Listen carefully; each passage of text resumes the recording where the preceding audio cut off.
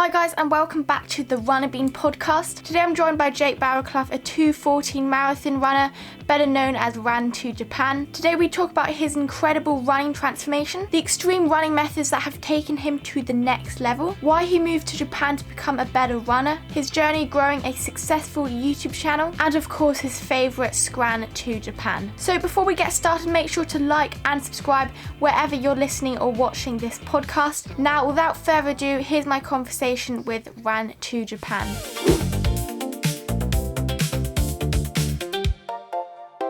So yeah, how's it going? Welcome to the podcast. Thank you for having me on. Yeah. Fellow redhead UK Yes, runner. I know. Got the Yeah. connection. I was wondering, is the fan really loud? Can you Uh, hear a fan? Seems all good. I've got mine as well. So no, Because I think you're all good. because the first podcast I ever did, I decided not to put the fan on, and it was about 30 degrees outside, and then progressively I got redder and redder because I just ended up turning like a tomato because it got so warm. I'm sure you'll relate as a redhead, but Yeah, yeah. 100%. Especially, I feel like the UK's worse because you don't have well, back home we don't have AC, like aircon. Yeah, So like no. at least out here, like all my rooms are aircon, Yeah, so it's nice and chill yeah, inside. But yeah, the UK when yeah, it's hot, oh, it's yeah. terrible. Yeah, I see, because I watched your YouTube video this morning because obviously it's in the morning in Japan. I Right. presume it's in the evening. What time is it in Japan? For me, it's 7 p.m. Oh, okay, okay. So yeah, so I watched your YouTube video and you're in the room of requirements. Yes, that's a good spot. You're an early viewer. The new Oh, studio setup. it is sick, the new studio setup. It's really cool. Thank you. Are you a Harry Potter fan? Uh, I mean, I'm not really. I read all the books, watched all the movies, but I presume you're a Harry Potter fan if you've got a room that's called something from Harry Potter. But yeah, that's pretty cool. But yeah, I was interested because you posted in your YouTube video how you had loads of Nomio in your fridge. Mm. Like, do you have to store Nomio in the fridge or can you put it outside? I think you can. Oh, it says something on the back. It's like they can be stored outside for a certain amount of time. So like, I got them like they shipped them over from Sweden, like from Europe. Oh So I guess it yeah, takes a yeah, while. So they're yeah, obviously unrefrigerated then, but yeah, I yeah, think they last a lot longer if you put them in the yeah, fridge. yeah. Have you tried Wow. them out before? No, I do not have. I'm not spending my money on that yet. No. It's the Wait, so 1%, I guess. yeah, yeah. So if you don't mind just telling us like how Nomio is like beneficial for running and stuff. Yeah, so I take it before my hard workouts, like Okay. threshold, tempo Yeah, races, anything like that. And yeah. I do is it buffers lactate, Hmm. so you effectively don't hit your ceiling as Yeah, quickly, so you should be able to sustain the pace yeah, longer. yeah. And yeah, I've felt like it seems to help me. So Wow. I'm like, yeah, Yeah, luckily, obviously, they sent it to me, so I've got yeah, that benefit. But yeah, I know it's kind of expensive, yeah, but yeah, yeah, definitely for racing stuff, yeah, yeah, I'd say it's worth yeah. trying out. Yeah. Are you taking also like bicarb and stuff before races? I've tried recently, yeah, tried a little bit of bicarb. I Yeah, find yeah. I've not tried it yet in a marathon, but Okay. for stuff like 10K, half marathon, I guess when you're bang on that threshold, I want to Yeah, try yeah, it though, actually for marathons as well. yeah, Um, yeah, all those little extras, yeah, yeah. I I've guess seen. they could be helping. Yeah, yeah. I've seen you've got the Train Harder Not Smarter merch. That is pretty cool. Are you planning on releasing any merch soon or? I am. So this is the original samples. I've literally just got at Okay. the moment a Wow. couple of the Mm. OG samples here in Japan, but Yeah, wow. the plan is to have them, yeah, batch produced and then Okay. like I guess people all around the world hopefully can buy them. It's taken I a will be fair bit of buying them. time. Don't Oh, I worry. appreciate I'll be a customer. that. Love it. Yeah. Yeah. Hopefully they'll be out soon. Yeah. Is the plan, are you gonna like ship them or are you getting like a factory or something to ship them to places? Yeah, that was when I was starting sort of sorting out. I didn't have a clue about it. So Okay. for me, I'm like, I basically want to have as little work as Yeah. possible. Mm. So I've actually set up with a company that's going to Okay. distribute them out from the Okay. UK, Yeah. as opposed to like me Yeah, stocking yeah. all the stuff here and doing Yeah, all the yeah. labels and Fair enough. everything. Yeah. Yeah, that's pretty cool. And you also mentioned in your YouTube video how you do 2 hours of stretching every morning. Is that not a bit like brain rotting? Are you not getting a bit bored? Yeah, it's terrible. It's absolutely terrible. It's definitely the worst part of the day. But I Wow. find though, if I don't do it, I notice it Yeah. definitely on the run. Like I feel Yeah. so tight. So Okay. just to try Yeah. and save my back, I've been, Yeah. yeah, Oh yes. it's probably, Yeah. it's getting less and less now. Yeah. Yeah. I'd say like right at the start when my back was at the Mm. worst, I was probably, yeah, 2 hours a day. Now Yeah. we're Yeah. maybe down to an hour in the morning. So Okay. Yeah, that's good. it So still are you, takes a while to get out the yeah, yeah. door.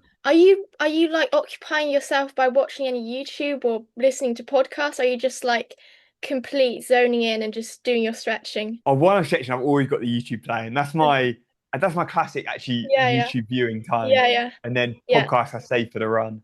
Yeah, yeah. So do you like listening to any other podcasts? I know I love listening to podcasts to, get some advice and stuff. I don't know about you though. Yeah, yeah, I'd listen to so many different kinds of running Yeah, yeah. podcasts Mm. because I guess I'm training a lot, so ton Yeah, of running, yeah. Mm. and then like some other sport ones like Mm. football, some Yeah, MMA, mix of stuff. yeah, yeah. What podcast do you like? Running mostly? Yeah, yeah. I love listening to, the Running Effect podcast. Oh yeah, yeah. That's a pretty good one. And Citius Mag, that Uh-huh. podcast, the Running Channel, Life and Stride, the Coffee Uh, Club, all of them it's a I lot of the I same. I listen feel like to. most runners, yeah, have Yeah. the same sort of And then rotation. and then because I actually just recently came back from Cornwall yesterday, so then the whole car journey back, I was just listening to Josh Kerr. Josh Kerr, like the amount of podcasts he did, so I was listening to every single one of them. But yeah, that's pretty cool. But I was just wondering, have you gone on a run today? Yeah, I've got my 2 runs in. It was horrendous weather actually today. Really? We had even like storm warnings. Like it was, Yeah. Oh I wow. guess the UK, I'd say it rains a lot, but it's Yeah, yeah, never that heavy. Whereas in Japan, yeah. it's like when it's rainy season, it's insane. Like just a Really? crazy amount of rain where you're splashing through sort of like knee-deep puddles in places. So Wow. I didn't That see a is single other something. runner out, but I did manage to Wow. get it done. So was it like torrential? Was there like lightning and thunder, or was it? I think we had a bit of thunder later, but actually Wow. at the end of my run, I had a warning on my phone, which is like they send round to everyone in the area, literally Really? saying evacuation warning. Because That's a it bit wasn't actually, scary. yeah, yeah, it wasn't Oh, actually my part of town, but yeah. some of the places near there's some sort of mountains and stuff around. Mm. Anyone near the mountains had to evacuate because they were worried Really? about like landslides. Yeah, yeah, Because you imagine yeah. there's so much water that Yeah, caused because that. I think a year or two ago I went to Valencia, and Mm. it was actually the same week as the Valencia half, coincidentally. And yeah, so then a few days after the half marathon, I didn't, I just went to watch. I didn't obviously participate because I'm not old enough. But yeah, there was obviously weather warnings because it was torrential rain and you could not go outside. And it was actually fatal for some people, sadly. But that is commitment that you actually went outside and did a run. I guess, yeah, there's not a lot that can get in the way of me and Yeah. my training. Have you been Yeah. out yet? Yeah, I've been out. It's nice weather. It's a bit dull, but very warm though. And it's going to be like another heat wave. Is it warm in Japan as well? The Japanese summer is just non-stop. Yeah, Like, yeah. I Yeah. always see people, yeah, complaining in the UK. I guess it does Yeah. get hot, but Mm. the Japan, it's the humidity that's just Mm. next Yeah. level. Like, Yeah. you're just losing 3 kg of water, Yeah, yeah. like, just Wow. on like one run. It's Wow. insane. You must be taking some crazy electrolytes Yeah, in your yeah, yeah. water every day then to Yeah, yeah. replenish. Yeah. Wait, so how long did you run today? Like in your two separate runs? So I did the morning was 26K and Okay. then the evening was 8. Do you use Ks or Yeah. miles? I use kilometers. Okay, okay, Religiously nice, nice. stick to kilometers. I mean, I don't get people who do miles. You don't do miles. I've seen on your videos. You go Ks. Yeah, Yeah, I'm yeah. Ks. I actually grew up though in the UK doing miles and then Really? switched over later. But now I'm like, Wow. I can't understand how I ever did miles. I think Ks makes so Yeah. much more sense. And it's also just nicer.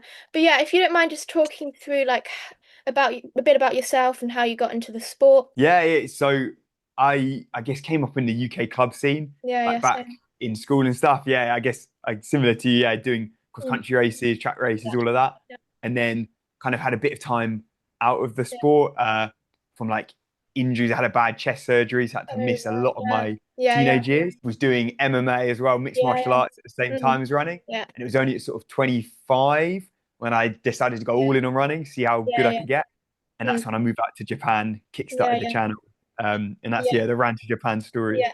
I think one of your best YouTube videos to date that you posted is that documentary video. It was about like an hour long, and it was you posted at the best timing. I was about to do my strength training in my sitting room, but then you posted, I was like, oh, that's my strength training sorted.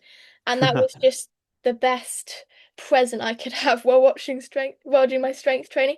But yeah, I remember you saying like you did like your first marathon, you did like 2:38. Mm-mm.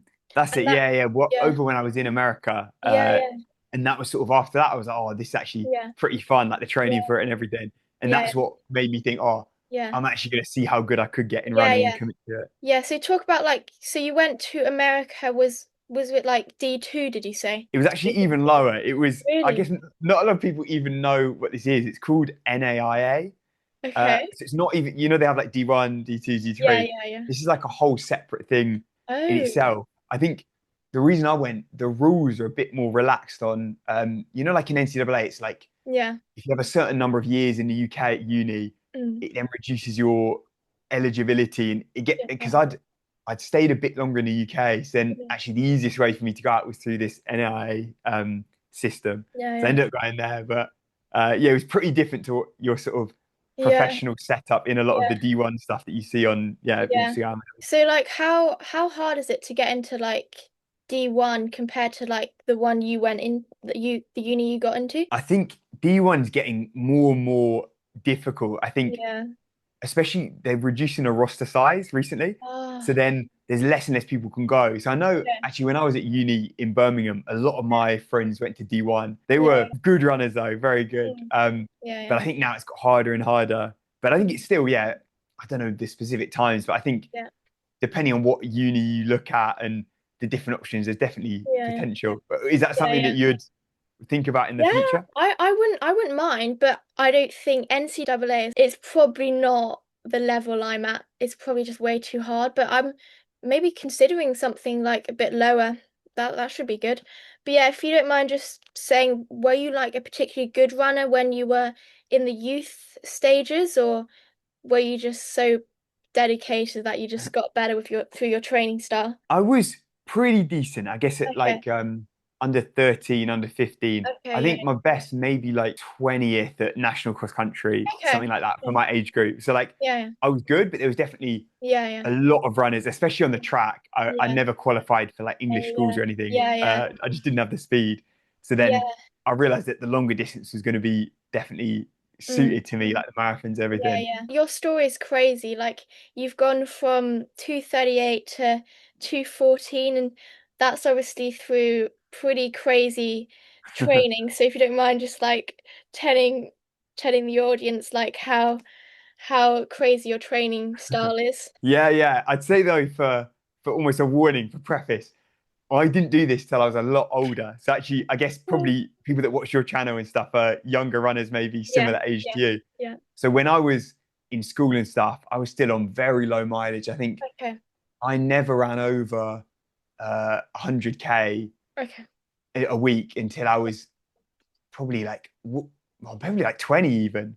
So okay. actually, I Wow. was because of the whole like chest surgery and everything Yeah, yeah. and taking a bit of time off. So I almost think that's why I've been able to Mm. do the massive mileage and for a Yeah, long yeah, time stay injury free and consistent for so long was because yeah. I was stronger. So it's almost like Mm-hmm. my approach was, oh, wait till I'm fully developed, like wait Yeah, till I'm yeah, 25.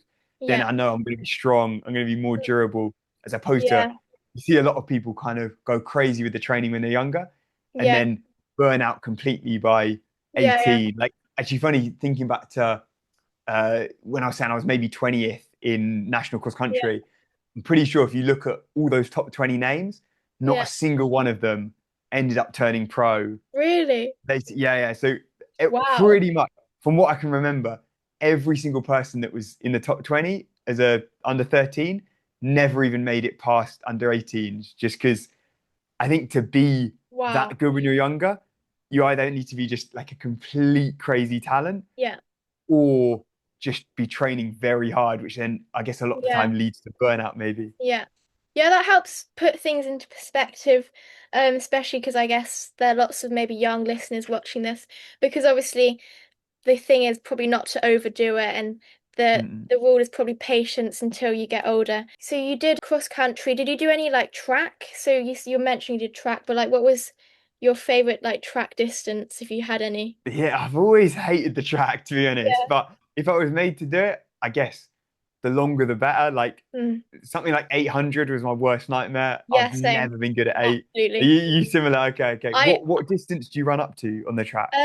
well actually I've got the longest distance we can do is 5,000 meters because Mm. I'm at Hercules, my athletics club, Uh-huh. and this club only allows under 18s to do 5,000 meters. So I'm Okay. doing that this Saturday, which is the longest I can do. But I feel like 5,000 meters on the track is like pretty mentally mind numbing. Mm. Like you did one, I'm pretty sure, like a few months ago, didn't you? Yeah, yeah. I hate the track just feels so much worse than doing it on the road. Like Yeah, definitely, I think even doing like 3K, I think I yeah. under 18s, the longest I'd done was maybe 3K. And Okay. even that felt like a lot of laps. Yeah, yeah, Yeah, I think yeah, yeah, it's not as fun on the track, but yeah, good yeah. luck on the weekend. Hope that goes well. Yeah, yeah, thanks. Do you have any races coming up? So I'm actually going to be back in the UK Really? for the whole of August. Oh, So I've no only got way. That's maybe pretty like cool. I don't know like half a week or so, week or something left in Japan Wow. before I head back to the UK. I'm Okay. escaping the Japanese heat coming back Yeah, for summer. So yes, that's a good definitely, plan. yeah, I'm looking at races like definitely stuff like Park Run or any other. Yeah, I need to yeah, have a yeah. look around, find some Yeah, runs. you should hit up the Battersea Park run. Mm-mm-mm. That's I always want that's to do always that a one good again. one. It's a good one. That's Have always a you good done one. it? Yeah, I've done it, but I think the weekend you did it, I was just coming back from Germany because it was like after Christmas, but I was able to do it like maybe the week after. So you mentioned in your YouTube channel and your Strava and stuff, like you got injured. If you don't mind, like talking through like how like where you got injured and how it happened. Yeah, so it was. I guess it's less of one of those injuries which suddenly comes on because of like an incident or something. You know, like a stress Yeah, fracture is one of yeah, those where, yeah, a sudden yeah, thing that this yeah, is almost, I guess, been so it's related to my actual, I guess, genetics, the yeah, shape of my hips, like they're very narrow, yeah. very tight. So Okay. even before I moved out to Japan, I had to have surgery on my left hip.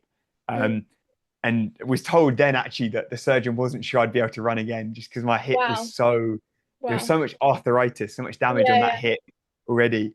Um, yeah, but then I guess because of something to do with the way I run, just I collapse on that left side. So it just means that it throws off and there's a bit of imbalance. So yeah. I guess I got away with it for a long time, but then Mm. eventually just thousands and thousands of kilometers of running with Yeah. a slight imbalance there, a bit of a Mm. collapse has eventually just caught up. And that's when it just really did my back in. So it's like all that Okay. tightness around the hip, that Yeah. pressure eventually, yeah, causes pain in this joint in my Yeah. back. So it's Yeah. been about 8 months now. It's actually, yeah, I guess when Oh, last time I was back in the UK, like last year in December, that was when it yeah. started. Yeah. And it's been kind of trying to manage that for the last kind of 8 months, try Yeah. and get rid of it. But Yeah. it's not the easiest thing to fix Yeah. overnight. You've got to somehow relearn your whole running style, your whole running form, Mm. try and change the actual way I run to try Yeah. and balance it out, Yeah. which, yeah, it's taken a while. Yeah. Are you doing any like strength training like two or three times a week to just maintain, different niggles and everything? Yeah, that's something I've always done since kind Okay. of moving to Japan, doing almost every day some form of Yeah. Yeah. whether it's like core, plyometrics, strength and conditioning, Yeah. like band work, stretching, all that kind of thing. I try and do one of like at least one of those each day. Yeah. And Yeah. especially now with the back, that's like the sort of morning hour-long routine at the moment, which is Yeah. like trying to activate everything, loosen Yeah. everything up before Yeah. I get out the door and start running. Yeah, yeah. And I saw like on your Instagram story about a week ago you did a half marathon. Where was that? In Japan? So that was out in the Philippines. That was, yeah, Oh, not in Japan. yeah. It was actually, yeah. It was Oh, wow. international travel. It was my first time in the Okay. Philippines. Yeah. Wow. So it Okay. was it was like a trip that I sorted ages ago. Actually, yeah, Okay. this friend of mine managed to sort this trip out, Yeah, and yeah. so I headed out there, and it was a crazy race experience because it's Wow. like I mean Japan's very very hot. Philippines as well though. It's so hot that Mm. even at midnight, so the race starts at midnight. Really? Yeah, but That's because late. even at midnight, it's Past your still over. bedtime. yeah. I'd normally be like asleep, so I was exhausted. But it's over 30 degrees Okay. at midnight, Yeah. um, Crazy. and yeah, there's crazy humidity. So that was like a whole different experience where you're running on these kind of pitch black roads. Like at some Wow. points, I'm like barely see anything. Like you're Really? Okay. struggling to even see the ground. So Yeah. it was more like a challenge, I'd say, like Yeah. Yeah. something a whole different thing. But Yeah. yeah, it was Yeah. pretty good fun. Yeah. So do they do it at midnight just to actively escape some of the heat during the day? Exactly. I think basically if the sun's up, if it's risen, then it's just impossible. Like Yeah. Yeah. it adds even more of a heat Yeah. stress. So by doing it at midnight, it's the coolest time, but it's still not exactly cool. Yeah, because obviously the sun adds to the heat. Like I Yeah. did this for some reason. I was in Portugal like in October, and I just decided to do like a 10K, just really out of no. It was just like on Mm. my own, and it was about 26 degrees, but with the heat, it felt like 30. And then this 10K was horrendous. But I can't imagine doing a half marathon in that heat. Yeah, it makes such a difference. I guess you're Yeah, probably similar where I think redheads especially are just so bad in the heat I know. where I'd probably, Yeah, yeah, I'd like running in like 5 degrees, 10 degrees ideally. yeah, So yeah, I yeah. think for us, especially the summer, it would never be better run that quick. If you don't mind just telling how you actually did in the end with the time and position in the race. Yeah, so I came third in the end. So it was two Kenyans actually that beat me. Okay. Then I came third in 74. Really Um, good, yeah. so it was a solid sort of comeback race, Yeah. but it was just like one of the hardest races I've done. Like the effort Wow. there to run that was Yeah. crazy. Yeah. Because you've got like your chorus and everything. Like, does it say your Mm. effort pace? Do you know what your effort pace was for I that? think with chorus, it shot the effort pace is based on um, elevation and stuff, as opposed to Oh. I think as opposed to actually taking the heat into account. But Okay. I was looking actually comparing it the same heart rate.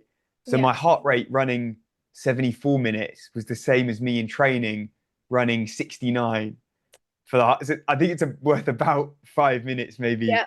The difference Yeah. in pace maybe 15, Yeah. 20 seconds a kilometer. So it's yeah, Yeah. just So insane the difference. so is your injury, your back getting like better or is there not an end point to when it will get sorted? It's definitely not healed, like as in like magically fixed yet. It's Yeah. sort of it seems to go in these waves. It will be, I'd say, trending upwards, but it seems like maybe last week I'm like, oh, this is amazing, that I'm feeling great, and then actually today it was feeling a bit sore. So it seems Yeah. to constantly go in these little cycles where Mm. hopefully I can get to a point where I'm completely pain Mm. free. But at the moment, it's just sort of managing the load for Yeah, now. yeah. Have you been able to get any like sessions in like this week or the week before? So I've been trying at the moment mostly just focus on like increasing my distance, so Yeah, yeah. getting back Fair to enough. the sort of solid mileage because I Yeah, think it's probably the safest thing. I find the quick stuff yeah. puts a lot of strain on the back, but I managed to get a track session in actually, the Okay. first one in Okay. ages, like over when I Wow. was in the Philippines. So that was pretty good fun. Yeah, so I remember like in the springtime you did these casual marathons on the weekend and that was off like I don't know, 280K weeks. Like how did you do that? Like untapered? Like what was going on there? Oh yeah, so the end of last year, that was so much fun. Like I love Yeah. racing. I find it is the best way to train as well because at that time I didn't have a team or anything. So it was either go out on the weekend on my own and run Yeah. 40K as a long run, Yeah. or I can jump in a race, Yeah. have people around me, an atmosphere, everything, get a fun YouTube as well. And it was like a win-win basically. So Yeah, yeah, yeah. and my thinking without tapering is that I didn't want to come into those races fresh because I wanted to simulate effectively what you feel like in a marathon. Like you're tired, your legs are heavy, and you've still got to try and hit a good pace. So it's Yeah. like that was the thinking, but I keep smashing the training. Don't want to give up like solid training. It's like these aren't my A goal race, and then use them to sort of gain fitness as I go. Yeah, yeah, that's pretty good. And just moving on to like your YouTube channel, like when you started, your first video was at amazing quality already. Like how was it already that good? Did you have an experience already, or just talk through that a bit? I think looking back now, it's there's definitely a lot of improvements. I struggle watching the original, but I Really? guess it was solid in a way that I'd done probably 6 months of Okay. short form. So Oh, I started basically learning how to edit, like just teaching yeah. myself through these 6 months of practicing short form content. So then when it came to YouTube, I knew my way around like Mm, Premiere Pro. I kind of okay. had a rough idea of it, the sort of Yeah. storytelling. And then, Yeah. especially those first couple of videos, I Yeah. spent so long editing, Yeah. planning. Like Yeah. compared to now, it's just almost like an easy Yeah. Yeah. routine. It Yeah. comes out a lot quicker. Whereas for them, it was for, yeah, it took Yeah. ages. How Yeah. was it for you starting YouTube? Because you've been going So for a while. yeah, so I started like about a year and a half ago, and I found it so hard with like getting loads of views. It's just not come very easy. Probably a bit the opposite for you, but yeah, I've it's the first few videos. I'm lucky that my brother is kind of at like filmmaking at uni, so he Uh-huh. was able to, give me some advice and help me learn like DaVinci Resolve, which is the editing software that I use. It's free. It was actually pretty good quality and pretty much the same standard as Premiere Pro. Maybe Premiere Pro is slightly better, but yeah. So then I made those videos, like the first few videos, but then I've gradually just learned from just like watching you guys and other running YouTubers, like what works, what doesn't, how to plan my videos. And I think the best thing, I think you would agree, is like you need to plan your videos beforehand, and then it's all like structured and sorted as you go through the editing. Yeah, yeah, 100%. And your editing's very good. I've watched recently the park run one that you did Yeah, about, was it yes. the Bushy Park one? Yeah, And yeah, the yeah. editing and the storytelling is very good. So you can, yeah, I Thank can you. notice. I Thank you. think yeah, that's the biggest thing for YouTube. It's Yeah, if you just go out there and just like start randomly yeah, filming a video and you want to yeah, run, I think it's yeah, very hard to actually get the story across. You yeah, need to yeah, have at least some idea of like what's the yeah, theme for this video, what's the direction we're going. yeah, And yeah. yeah, I can tell. So you just got there just practicing, kind of watching Yeah, other YouTube and yeah, everything. I do. I love making the videos. It's kind of a lot of effort, Mm. but I love the process of posting that video, the dopamine rush you get, just all the work you put in, and then it's done. But talk through like how easy was it for you when you was it easy, or was it like quite hard when you with the views and subscribers when starting out? Yeah, I think so. Actually, I had a few YouTube channels in the past, or actually, I think it was even the YouTube channel that I use now was actually a different channel, maybe even a couple different channels Ooh, before. So I almost feel like I'd had a bit of practice on YouTube, like ages ago in school, and then okay. actually it used to be a music channel of mine. The Really? the current, yeah, yeah, The yeah, rap yeah, music. yeah, yeah, yeah. So actually, the old Ran Shavan channel, the one I currently use, was actually a music channel back in the day. So it's Yeah, quite yeah, funny, yeah. How yeah, it's completely switched. yeah, I yeah, assume no one still follows me from that. But I guess yeah.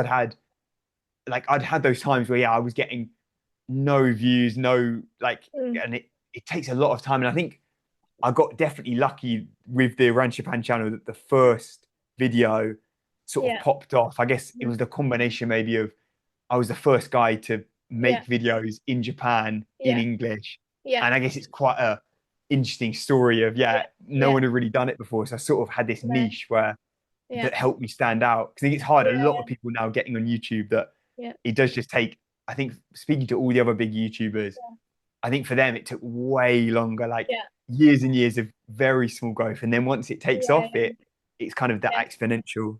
So I think it's yeah, all about the yeah, consistency, sticking at it. yeah. Since your YouTube channel is called Rant Japan, it's Mm. very specific. What if you moved to like Germany? You I, couldn't. What would you do with the name? I have always thought that it does it does limit me there for a way.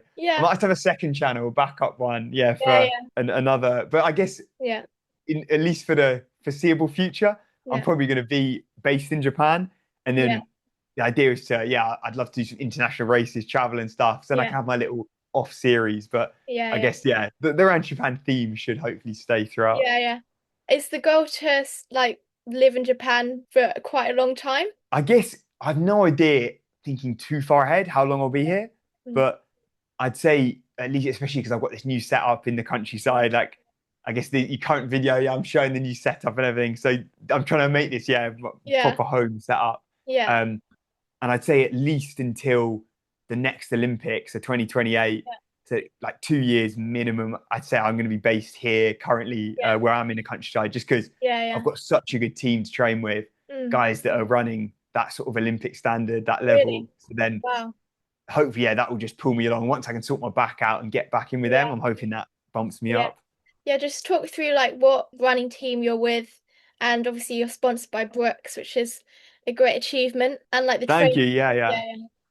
Yeah, So yeah, the team's called ND Soft. They're a Japanese company sponsored team. yeah. There's maybe about 12 of them on that team who are, I guess everyone does the Ekidem races, so the Yeah. sort of half marathon distance. Hmm. And then they also, for example, this season at the moment, some are doing track, some Yeah. marathons. You got a range of different guys at different focuses, but they're all, Yeah. yeah, very, very top level. And then, yeah, Yeah. obviously got Brooks supporting. Yeah. Yeah. What shoes do you wear? Do you have a favorite brand?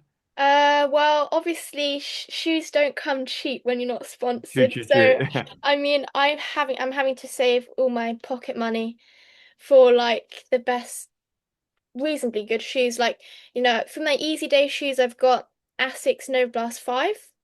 Uh-huh. I don't know whether you've worn them before, that you can't go wrong with that. And then I don't particularly love wearing carbon plated shoes all the time. Really expensive. They wear Yeah. out so fast. I mainly just wear them for race day, and then obviously I've got my spikes. Um, and then just for my usual sessions, I do like Evo SL. That's a really good like all rounder shoe. But like, what about you? What's your shoe rotation looking like with Brooks? Yeah, so I had like similar to you before, yeah, just trying to save up for shoes, especially when you go through them Yeah, so quickly. So I had a whole load of different brands. yeah, Um, and then now, yeah, I've got I'm very lucky that I get a whole bunch of shoes sent so I can try out like my classic sort of daily run might be the Ghost or the Glycerin. okay, And then obviously for racing, yeah, I use my carbons for anytime I do a session, just because I actually find it helps the recovery. I think compared to wearing more minimalist shoes without the plate, I find that the carbon plate and the extra foam and that yeah, actually helps protect my legs. I seem to recover better. So I tend, if I'm doing a track workout, a tempo run, I'll yeah. also wear the super shoes for that. Yeah. Are you following like any like middle distance runners? Obviously, Josh Kerr Mm. is with Brooks Beast he's with, which is obviously the team. But did you think he was gonna run that mile world record coming into it? I thought the thing with him, because on paper it should have been impossible looking at his PB and how far he was off Yeah, it compared to guys that have yeah, attempted it and have yeah, run quicker. But then I think what he does so well is he peaks at the perfect time. Like he yeah, seems to do it every time for like Olympics, world mm, champs. He gets it right when it matters. So it's like he yeah, might be falling behind, like barely racing all season. But then that one race when it counts, that's when he smashes it. So yeah, with this, because it was like he said, this is his main focus all year. He's not got, yeah, there's no major championship this year. So yeah, then when he was like that, he's literally from 6 months out preparing for this one thing. I had a feeling he might. And then yeah, just watching I don't know if you saw on his channel, he did that 1200 time yeah, yeah, trial. yeah. And I still actually think that was more impressive than the actual world record. Really? I almost think from doing that at altitude, Yeah, I even think he could probably base that run even quicker yeah, yeah. in Same. the mile. So once Yeah, I saw that, I was like, 100%, he's I know. breaking it. But Yeah, yeah, it was crazy still. it's so good like how, other elite runners are, sharing their training, and it just, gives like an open view of like how you can get to the top and the dedication it takes. Like Josh Kerr was saying how he wakes up at like 5 a.m., right? And then he does his training and then he's just in bed like the whole day. That must be just so boring. Like He's honestly. got his room converted into an altitude Yeah, chamber. yeah. So he's Mm, got the whole. So I guess yeah, he chills in there, gets some extra yeah. altitude time. Something else I wanted to speak about is obviously in your latest video you had a altitude tent in your bed. That Yeah, is yeah, yeah. crazy. It was something that I thought about for ages, and I just Yeah, never. I don't know why I just didn't properly yeah, commit to it. I thought for ages like, oh, it'd be so cool having one, like even yeah, way back when I was younger. yeah, yeah, And then yeah, I was like, oh, I feel like this is the time. I'm trying to yeah, yeah maximize all the 1%. It's like, oh, yeah, I've got this. I've got some more room now in this new house. So then yeah, yeah. yeah, I managed to get that, and I've been trying it out. And the thing I was most worried about was I wouldn't be able to sleep in it because Yeah. it's quite loud. And Really? obviously, you've got this massive tent thing over you, but I've managed to get this setup where the actual generator's in a whole different room. Okay. So then, with a few doors in the way, Yeah, and I sleep with earplugs anyway. And yeah, with yeah, that, it's like perfect. So yeah, yeah, I've actually, yeah, I've managed to sleep perfectly. And then yeah, I'm gonna effectively try and gradually bump up the altitude level Yeah, yeah, so it replicates higher and higher altitude, yeah, try and give you yeah. that benefit. Because that's interesting. I thought like altitude takes, when you're sleeping at altitude, it takes like a while to adjust. And then I've heard like some people haven't been able to sleep too well, but that's obviously good that, it's a success for you. But yeah, that's pretty cool. And Have you ever tried altitude training? You've ever been away? no, I went, I'm not sure if this, it's 1,000 meters of elevation altitude training. Okay. I guess It, it's probably not enough to get big benefit, but yeah, I've been to similar before. yeah. It's definitely noticeable, I'd say. Yeah, because when I went skiing in February, obviously Austria's pretty relatively high up, and I'm not sure if I got much benefit from 1 week at 1,000 meters of elevation, but you know, maybe it did something. But I feel like I don't know if that. I don't think it did anything really. But have you been at altitude before? I'm pretty sure you have. I did a few. Do you know Font Romeu in Yeah, yeah, France? Yeah, yeah, yeah, popular place. I've been yeah. there for a few times. Okay. Because yeah, I think they say like ideally you want to spend 3 weeks or Yeah, so at altitude to get like the big yeah, benefit. Um, and then my thinking, like, I guess with this tent is that I can put an infinite amount of time, like over months and months yeah, and months, that even if I'm not quite yeah, getting the same altitude as you would yeah, spending like 24 hours a day at altitude, yeah, like actually living there, that over 6 months, let's say, I can get a big boost that yeah, should, yeah. yeah, gradually build up Yeah. like that. Yeah, looking to the future, obviously you mentioned you want to go to the Olympics. What goal? You've obviously need to get your qualifying time, and how are you gonna target getting to the Olympics then? For me currently, I'm kind of, I always basically just focus on the next step. So Yeah. I don't like that would be the ultimate dream, like to make the Olympics. I Yeah, don't know whether that's possible, whether I'm physically capable of that. yeah, yeah, But at the moment, it's like, okay, tick off that sub 210. yeah, Once I've yeah, done that, then it will be like sub 208. yeah, yeah, I mean, the way the standards are going, it's getting harder and harder every Olympics. It's yeah, crazy the sort of yeah, jump. Even over the last like 10 years, I think my 2:14 marathon would have qualified me for any Olympics yeah, yeah, before like 2016 or something. Like, yeah, so it seems to get so much quicker recently that who knows in like 6 years' time, come Brisbane or whatever, what it will be. I guess for the LA Olympics, it might be, I guess, around 206 for wow, automatic. And then that's they pretty, have sort yeah, of rankings, I think. So yeah, yeah, there's a few different ways to get in, but at the moment, I'm just focused on trying to get as quick as yeah, possible. yeah, And then if that puts me in a position where yeah, I'm in range, then yeah, yeah. we'll see what happens in the next couple of years. I just wanted to talk about like before you did your Tokyo Marathon, you mentioned how you had like a bit of like an iron deficiency. Like how did that occur, and how did that, interfere with your training and stuff? It was actually, it probably started around the time I came back from altitude, because that's one of the dangers. I was actually up in Japan for like 4 weeks at altitude and probably, yeah, running a lot then, actually not eating as much because I was in this homestay. So all the meals were prepared for me and probably like portions and stuff. I was maybe eating less meat, smaller Yeah, portions.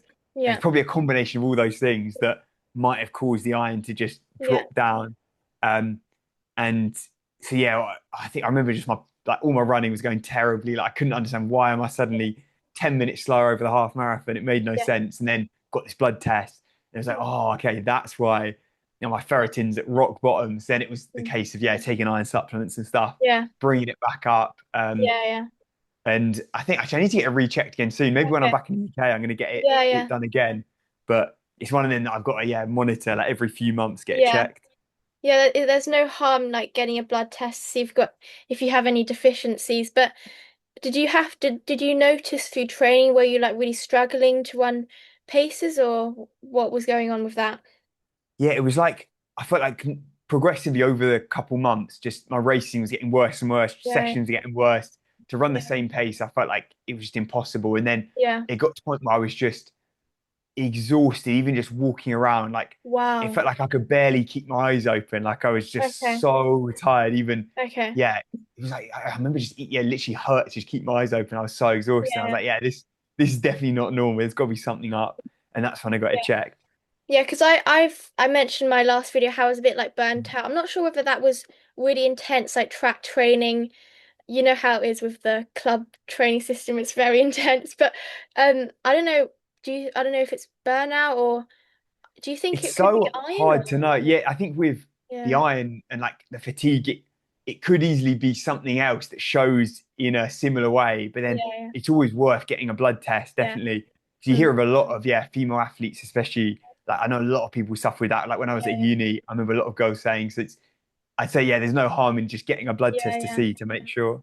Yeah, because I don't know, it might just be burnout. But yeah, I was just wondering because after you got your like your ferritin, whatever, you did like this before the Tokyo Marathon, you did this actual marathon training run and it was like a 2:16. That's still, yeah, well, it might even be my second quickest marathon ever. Wow. Um, Yeah.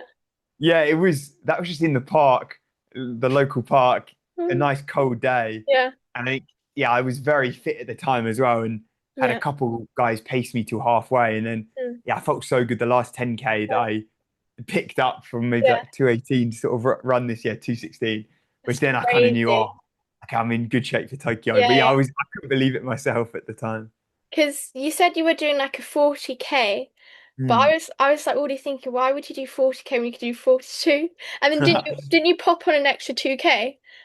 Yeah, yeah, yeah. I think I realized that it's like, hang on, wait, I could break my Yeah. marathon, like unofficial PB here. It's Yeah. like, oh, I might as well just keep running, Mm. get Yeah. to the end. But yeah, Yeah. that was fun, man. Yeah, going to the Tokyo trauma because obviously like did you collapse at the end because of the heat? Yeah, yeah, it was, I think just one of those days where, yeah, you've been training all winter in 0 degrees, and then we just had a not Yeah. that hot 20 degrees, but compared to what you've been training in, then I think it just pushed me over the limit. I was already right on that kind of line. So Yeah. then if you, something like external factor like that, if that Yeah. pushes you over, then I think, yeah, the last 5K were just, whoa. Yeah. Well, I don't remember them, but Yeah. it Yeah. was pretty messy watching the videos. Yeah, so if the Tokyo Marathon was the same weekend as that 2:16 that you did, how fast do you reckon you could have run on like in race conditions and tapered legs? It's, I guess it's so hard to say like what you could do, but I'd Yeah. say based on all the sessions and stuff, I was probably in about 2:11 to 2:12 shape for Yeah. Tokyo. That was sort of my plan. Yeah, yeah. I felt like everything had indicated my half Yeah. marathon had showed that Yeah. was possible. So Yeah. I reckon that would have been on an ideal day, but Yeah, yeah. yeah, I'm sure it will come again. I'll get another chance. It will come, the time will come, but obviously because you mentioned how you're not great in the heat, would obviously racing marathons in the winter be more of a target, I presume?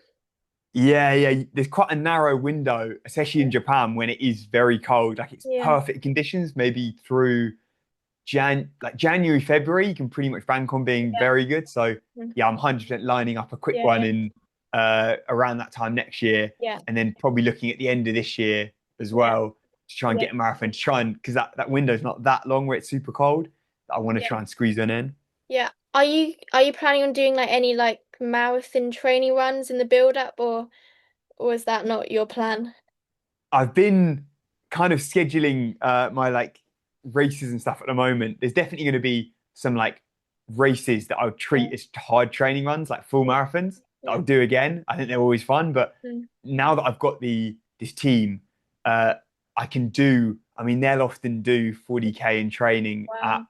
maybe sub 2:20 marathon Yeah. pace. So I'm sure there'll be plenty of those kind of hard Yeah. Yeah. training runs in there. Yeah, because obviously you can do London. Well, you mentioned you want to do that relay, which is probably the better decision because London is a bit risky with the heat. I went just this year, a few months ago, but Mm. it was not that hot, but I can definitely see that it's not the best, maybe not the best race for fast times, but then again, obviously the marathon world record was set there miraculously. I Yeah, don't I know think I guess the difference is that I speaking to a lot of Kenyans, that for them, perfect weather is about 15 degrees. how. Okay, Like they a lot of them, like the guys that I spoke to, don't like it any colder. So really? I guess it's for different people, it's different. Whereas I'd say, oh, 0 degrees would be Yeah, absolutely perfect. yeah, Um, yeah. then I think it depends. Yeah, London's one of them where it's such a gamble. Some years Yeah. you might get it perfect cold. Yeah. Other years it could be boiling. So Yeah. it's a fun Yeah. race. I definitely want to do it at some Yeah. Yeah. point. It's the same with like Berlin. I've heard it can be definitely Mm, quite warm, but then it can be a nice reasonable temperature. But you never know. In Germany, it's just so humid. yeah, Um, but yeah, because when is the Chicago Marathon? that's October. Okay.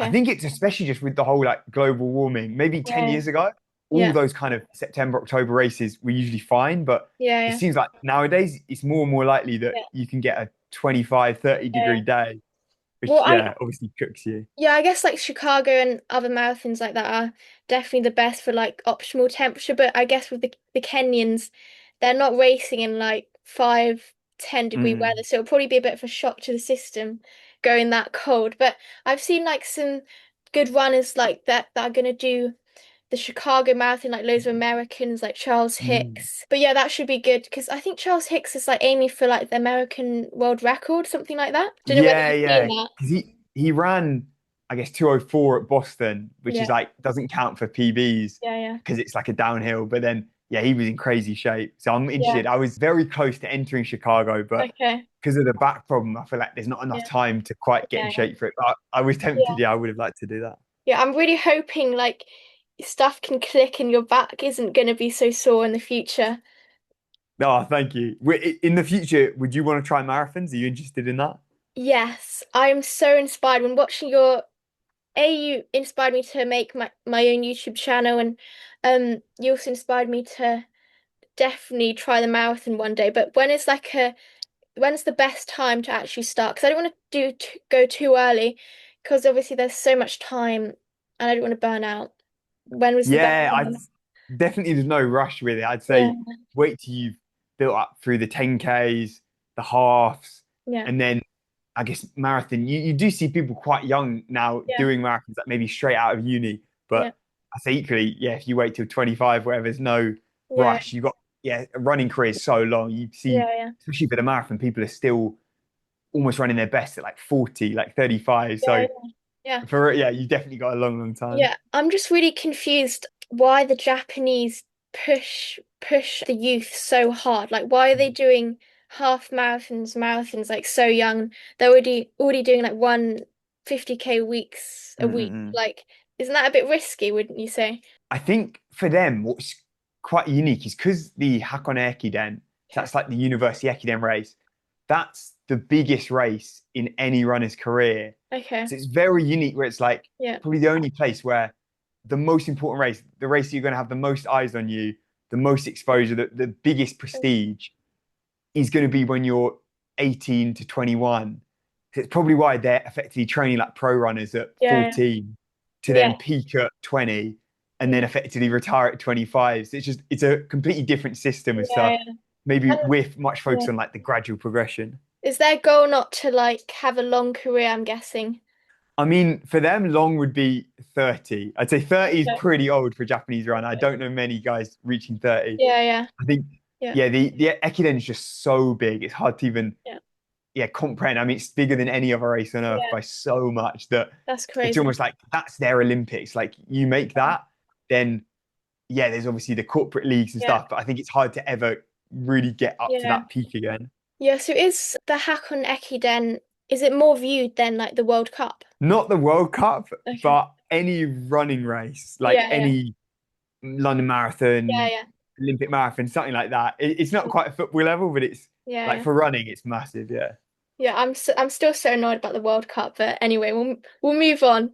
But yes, Gutting. yeah, you mentioned how you're obviously a cart horse and you favor the longer distances and how you're considering obviously going to like ultras one day. Is that the goal? Like maybe when you're like 40, you're gonna have like a long career and just go to ultras, or you think of doing like trail runs, stuff like that? Yeah, definitely.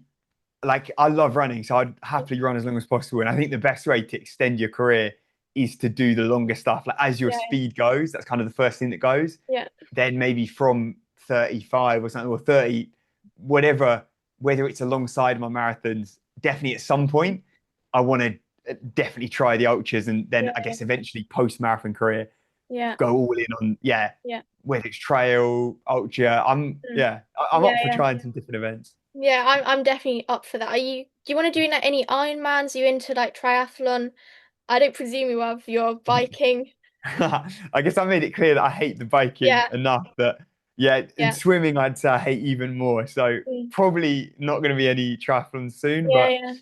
I guess you never know. Yeah, yeah, that's good. Because with your injury, you were doing like 4 hours on the bike. Mhm. That must be hell. Yeah, I was hating it. It's terrible. Do you do any cross training as well Yeah, for yeah. running? So obviously, I'm not able to like double run now because I'm not obviously able to do all this high mileage. But when I do want to go for double, because obviously I'm got a long holiday, summer holidays, I'll go out to Richmond, do a Mm. painful like 25, 30K cycle, and that just helps, I guess, to get like good aerobic benefit. But yeah, how are you like looking at your watch to see how many kilometers are you doing? Or are you just going for time when you're cycling? Oh, it's a mix. Usually kilometers. I Okay. guess it's just come over from running that it's Yeah, like if running, it's like, oh, I've got a 20K run. For cycling, it yeah. might be, oh, I've got an 80K cycle, so Oh, then I'll do it on oh, that. But the time's just crazy. Yeah, it's yeah. you've got to be out there for so I long to get the know. same Yeah, benefit. yeah. And what are you, because obviously you said you had like a 50 pound bike that looked pretty Yeah. crash, it's fair to say. But then you leveled up, you got like a road bike, which is pretty cool. But like what speed are you kind of doing when you're doing your cycles? Oh, what am I going at? I mean, on the old bike, I feel like trying to get up to even like 25 kilometers an hour, it feels like you're killing yourself on the old one. I've not tried the new one properly enough Yeah. to see, but I can imagine it'd be a whole lot easier. What are the cycling shoes? Are they called cleats? I, Like the clip-on ones. you don't have that. I've not got them yet. I'd say, yeah, if I got into cycling more, if I had to do more of it, I Yeah. probably would, but for the Mm. moment, I haven't bothered. Yeah, so where you are in Yamagata, right? Hmm. Is it hilly? Because where I go in Richmond, it's so hilly. Yeah, I grew up near Richmond actually Yeah, before, yeah. and I've still got family and friends around there. So Okay. Richmond Parks, yeah, Yeah, it's yeah. great like running route, but it's Yeah, brutal the hills I there. know. Yeah. Um, Yeah. yeah, no, there is lots of flat runs here, but equally, if you want to do a hilly one, Yeah. we're surrounded by mountains, so you've got Okay. options for both. Yeah, yeah. And it's pretty snowy in the winter, I've seen. So you had to get your indoor bike. You haven't got an indoor treadmill yet. I'm trying to. That's the final piece of the puzzle to Yeah. complete my Yeah. house, the Monk Mansion. Yeah, yeah. Because yeah, it gets like brutal snow, I think, in winter for a Yeah. couple months. So yeah, Yeah. won't be running outside then. Yeah, so you obviously lived in, Tokyo, and it's fair to say, isn't it a bit boring like how you were only able to run about in Yoyogi Park? Isn't that like quite like brain numbing, like running around laps of a 1 or 2K loop? How did you last? Yeah, it's one of those that I remember at first being like, there's no way I can do this. Like when my teammates were like, oh, we're going to do a 30K run. And I was like, oh, where are we going? And they're like, oh, no, the usual 1K loop. I was like, this is insane. Like, I didn't know how I could physically get around it. But weirdly enough, within a couple of weeks, you kind of just get used to it. It just becomes normal. And then it's like, yeah, that's just what it is. That's how it is in Japan. Yeah, But yeah. yeah, definitely it makes me miss London sometimes. Like the Mhm. parks and everything are so much better. Yeah, yeah. So I went to Cornwall and every single run was so hilly. I was getting like 400 meters of elevation. I was only doing 6K. Good training, strengthen the legs up. But yeah, I can I imagine it's know. pretty brutal. But my heart rate was like 185. And I was supposed to be an easy run. It was not an easy run anyway. But are there like any good running routes in Yamagata or is it a bit boring? We've got unlimited running routes basically because Okay. it's complete countryside. Okay. Effectively every day I'm doing a different run. So I never have to repeat really a loop. Yeah, There's yeah. always sort of freestyle. The only Yeah. bit it's missing, there's not a lot of grass. It's still all Okay. paved, even though it's very like you don't see any people, you don't see any cars a lot of the time, but it's actually oh, that's the only bit I wish there was a bit more trail, a bit more Yeah. off-road.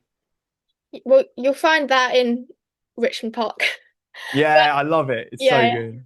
Yeah, because obviously like, with training in Japan, it's obviously just tarmac.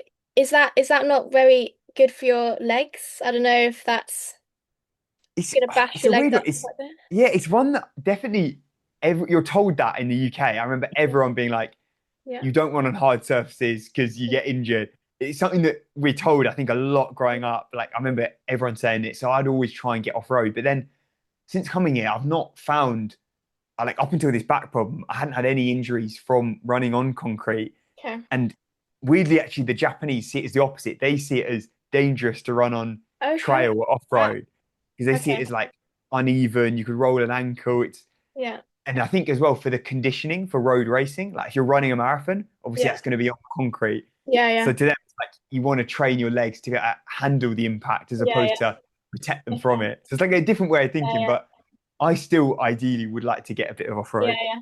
Because watching, the Tempo Japan YouTube channel, Mm. you've got like the teenagers in like some military camp, but it's just running, but they're like so locked in. But it's a Doing completely tiny different, loops, like yeah, 800-meter loops for yeah, every run. completely different game. But yeah. So if you don't mind just talking through like a week of training, I don't presume you're having many rest days. Because obviously you're doing very high mileage, and how does that work for you? Yeah, so usually, like if I'm injury free, it would be pretty much double every day, except maybe the long run day. Yeah. Um, I Yeah. try and have though. I don't take a Yeah. rest day, but I take it's called like a like relative rest day. So Yeah. it'd be maybe like a 12K and a 8K run Okay. compared to like a normal day that might be Yeah. Yeah. 20K and 12K. So it's like Yeah. much lower volume. Yeah. And I kind of use that to like reset, to refresh, Yeah. as Yeah. opposed to I think if I take the whole day off, I often actually feel worse. So then So it's yeah. yeah, it's kind of trying to stay active, like keep moving. Yeah. Yeah. Um, and there's yeah, a lot of easy running Yeah. and probably one long run, one kind of 10K pace type speed session, and then Yeah. one marathon, half marathon type session. That would be Yeah. my Yeah. like classic week. So obviously, are you kind of coached with? Are you coached, or are you just kind of self-coached? Obviously, you're not able to train fully yet with your team once you Mhm. maybe get up back with your injury, but I don't know, how does that working with setting training?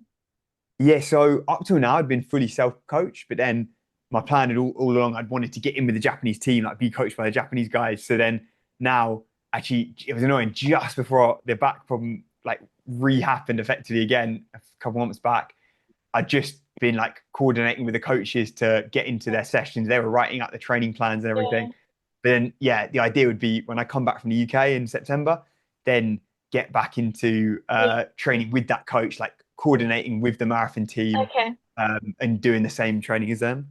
Yeah, yeah. So how's it with like being self-coached? Because obviously, you're always everyone's always going to want to push the extra 1%. Do you find you're sort of holding back, or you just going full send and just smashing yourself in sessions and everything? I'd say so. I've been self-coached, but I've effectively been coached like I was a Japanese runner for the whole time I've been here. So I've Yeah, just been following training plans and workouts and different yeah, menus that I've seen other runners do. yeah, And obviously when I'm training with Japanese guys, linking up for the same kind of session. yeah, So it's actually, I'd say the transition, for example, me starting with this Japanese team here, the training's almost identical to what I'd yeah, been doing, what I'd been yeah, self-coaching myself, because I've yeah, just been giving myself those same yeah. workouts. It's just now I'll have a team to do it with. Yeah, and if I ever want to like go to Japan and Mm. join a company team, explain how hard that would be. Because obviously you mentioned. Firstly, you're not Japanese, so that's the biggest hurdle. Okay. That would that immediately puts a massive wall in your way. Okay. Then you'd basically have to be probably the best 10K runner in the UK Okay. just to get onto a team. So Okay. your first step would be maybe break the British record Great. because of, every team can only have one foreigner. So then to get onto the starting lineup for one of these, let's say 20 company teams, you got to be better than the Kenyan runners who are all Olympic Okay. level. So it's Yeah. just this Yeah. insane, yeah, Yeah. depth So there. so how did you manage to actually get into a team, the struggles that came with it? So with me, I feel like got the perfect balance where I'm not Yeah. actually working for the company, so I'm not a member of the team, but I can train with them all the time. So for me, it's perfect. It's like I've got the freedom where I don't need to go into the company. I don't need to follow the exact schedule, these strict rules they've got. I've got my own freedom to do what I like. But then luckily, I've managed to just find one of the only teams, Yeah. I guess, that are very welcoming and open to people joining. A lot of them Yeah. are like, if you're not part of the team, you're out of here. Like you Yeah. can't get involved. Yeah. But eventually, I guess, yeah, I managed to get it. Are there, so for your team, is there like a women's version? So they have all these companies. They actually never usually have a men and a women's team. They either have one or the other. I don't know why, but I guess they just put all the resources into one. So I know quite lot of female teams around here, or like as in around Japan, but none of them have a men's team attached. It's very separate. It's why probably there's not a lot of female runners featuring any of my videos or anything because Yeah. it's so separate that the only time I've met women runners is on like training camps when they happen to be in the same place. But otherwise, Yeah. it's very split. I think the UK is a lot more kind of mixed in. Like you'll do easy runs together and Yeah. all that kind of thing. Yeah. And how could I not do a podcast with you without speaking about Scran to Japan? You went to Korea like, was it a few weeks ago? Mm, How was the food there? very good. There's definitely some competition. I'd say Yeah. Korea and Japan, they're fighting for that top leaderboard Yeah. spot. But Mm. yeah, the food's very good. Do you like Japanese food? Have you tried it? I've tried sushi. That is all Okay. I've tried. I like sushi, but none of my parents don't like it, so it's kind of like, well, I'm never going to be able to eat it at dinner. So, but what's your favorite Japanese food?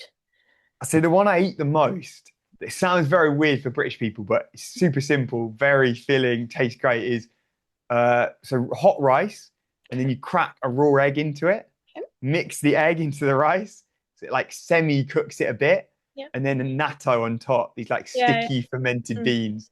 That's my Yeah. classic like snack. I feel like I have it every Yeah. day. It looks disgusting. I guess the idea of it's disgusting, but once you get Yeah. used to it, it's a Yeah. winner. I've got a few questions. Mm. First one being, is when you have raw eggs, is that not going to give you like salmonella?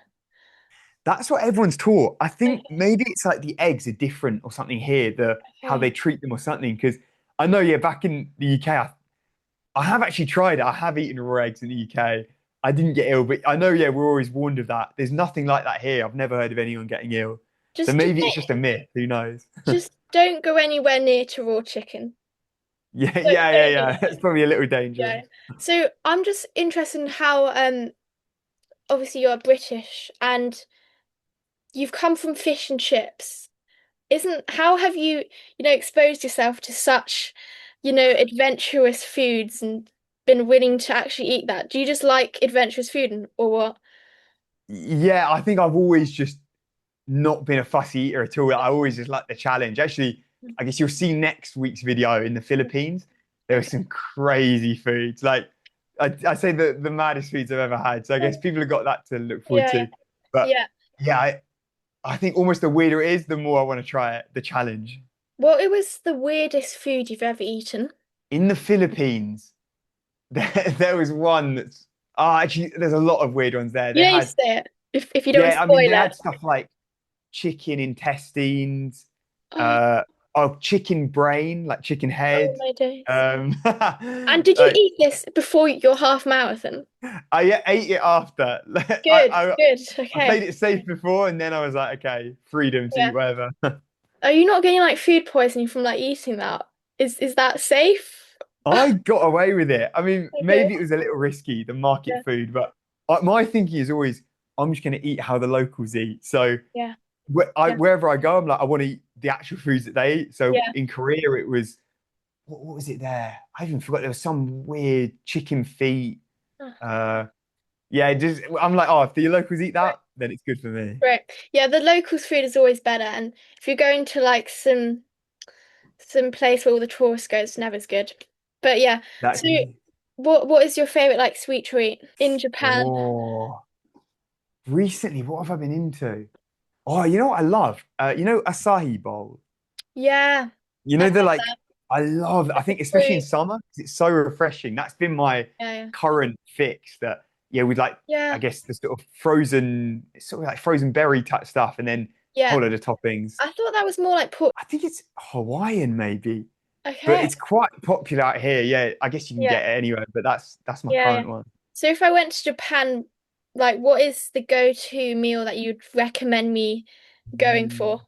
Maybe I'd say, oh, you got to try the classic set meal restaurant. So I think places like Skia that do these kind of set meals, super cheap, maybe Yeah. under £5, and you'll get a whole Yeah. lot of side dishes, rice, some Yeah. kind of meat, pickled veg, like it's miso soup. It's sort of your Yeah. classic like Japanese style that Yeah. it's not fancy, but it's like, yeah, it gets the job Yeah. done. Do you eat much sushi or is it just like rice and noodles? Sushi's more rare than people think. A lot of people think, oh, Okay. Japanese eat it every day. Yeah, yeah. It's more like maybe people might have it once a month. Yeah. Um, it's really good, but yeah, I say I go a couple times a month maybe to sushi Yeah. spot. And isn't like Japan so much cheaper with like food and everything, really? Yeah, it's unbelievable. I think I'm gonna have the shock going back to the UK. It always Yes. happens, and I'm like, Yeah. this is a salad's like £15 or something. I'm Yeah. like, this could feed me for a week in Japan. So yeah, If you go to Itsu, sticks and sushi, just mm, beware. Don't get shocked with the price. Just probably brace yeah, yourself. triple the price Brace here. yourself. And yeah, I just want to wrap the podcast up, but I've got one final question. What would Mm, be your advice to runners of all like abilities getting mm. into the sport? And what would be your advice to, improve and make steps forward? I say the number one thing is consistency. Okay. So it's like you might not see the progress immediately, Yeah. but I think running 99% of it is just you stick at it over a long time, you will 100% get better. Like it's Yeah. so Yeah. simple, but it's like do the basic things, the eating, the sleeping, and stick at it with the mileage and progress it gradually over time. And I think that's the simplest way to see Yeah. improvement, just always that gradual Yeah. progression building up. Yeah, because it is so easy running if you think about it. All you just need to do is do your session and recover by eating and sleeping. It's not that hard, But It's obviously, a it's very simple sport. harder said than done. But yeah, thank you so much for coming on the podcast. Train harder, not smarter. Keep going. I'm just going to end the podcast here. I'm just going to stop. Perfect. Thank you.